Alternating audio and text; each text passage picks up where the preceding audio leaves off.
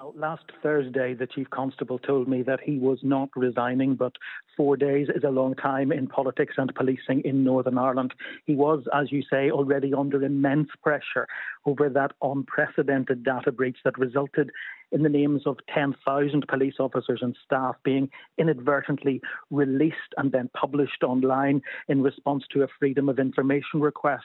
Dissident Republican terrorists claim to be in possession of that material, which caused serious alarm for police officers, given that there is still deemed to be a severe terrorist threat in Northern Ireland. The Chief Constable, Simon Byrne, cut short his holiday and returned to deal with that crisis and appeared to be riding the storm. But a court ruling last week was the final straw, because a judge ruled that two young probationary officers who had been disciplined over an arrest made at a Troubles commemoration during COVID restrictions should not have been disciplined, and were only disciplined because the Chief Constable and his senior team were concerned that Sinn Féin would resign from the policing board as a result of that.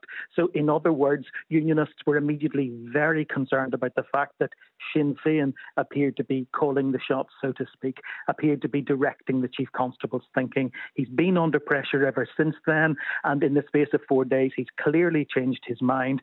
News of his resignation now emerging from an unscheduled meeting of the policing board, and we expect confirmation of that at a press conference sometime within the next hour.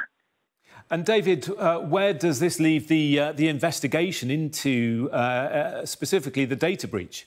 Well, the policing board, which is the employer for the Chief Constable, has already ordered an independent review of what went wrong in relation to that unprecedented data breach.